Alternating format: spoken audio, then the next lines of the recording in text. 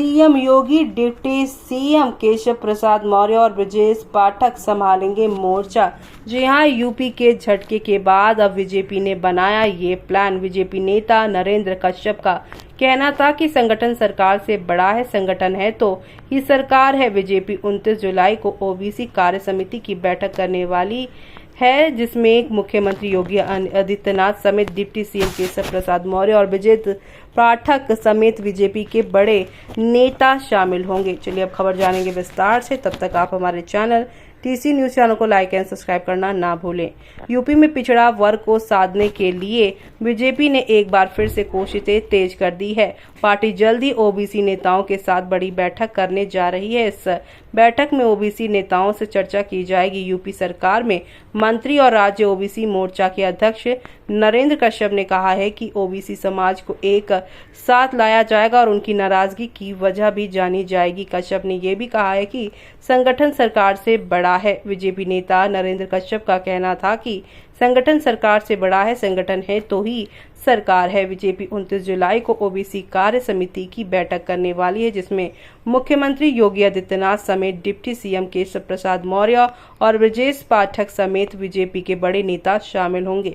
बैठक का एजेंडा यही है कि कैसे ओबीसी वोट बैंक को बनाए रखा जाए और अगर नाराजगी की वजह से ओबीसी कहीं और शिफ्ट हुई है तो उसे कैसे वापस लाया जाए। कश्यप का कहना था कि बीजेपी कार्यकर्ता और नेताओं के अति आत्मविश्वास की वजह से यूपी में नुकसान झेलना पड़ा है और ऐसे में वही समाजवादी पार्टी ने नेता उदयवीर सिंह ने ओबीसी समाज की बैठक को लेकर बीजेपी पर तंज कसा है।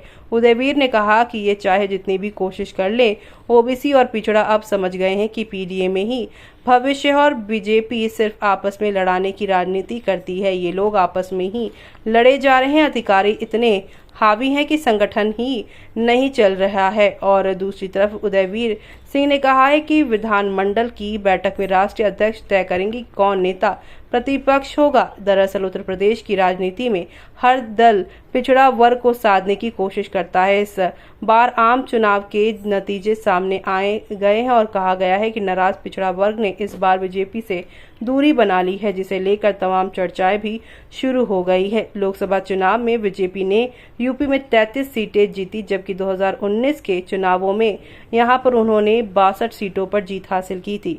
इससे पहले 2014 में बीजेपी ने यूपी में 71 सीटों पर जीत हासिल की थी। इस पर कमजोर प्रदर्शन में पिछड़ा वर्ग की नाराजगी एक महत्वपूर्ण कारण बताया जा रहा है। यूपी में पिछड़ा वर्ग यानी ओबीसी की आबादी कुल जनसंख्या का लगभग 50% है, जो चुनावी दृष्टि से एक महत्वपूर्ण वोट बैंक है। यूपी लोकसभा चुनाव में इस बार सबसे ज्यादा 37 सीटें सपा ने जीती है। कांग्रेस ने 6 सीटों पर जीत हासिल की है। बीजेपी के सहयोगी दल आरएलडी ने 2, अपना दल एस ने 1 सीट पर जीत हासिल की है। सपा नहीं बल्कि बसपा खाता ही नहीं खोल पाई है। तो वहीं आप बात करें, आपको बता दें कि समाजवादी पार्टी और बहुजन समाज पार्टी द्वारा ओबीसी समुदाय को लुभाने की कोशिशें भी बीजेपी के लिए चुनौती बन रही है।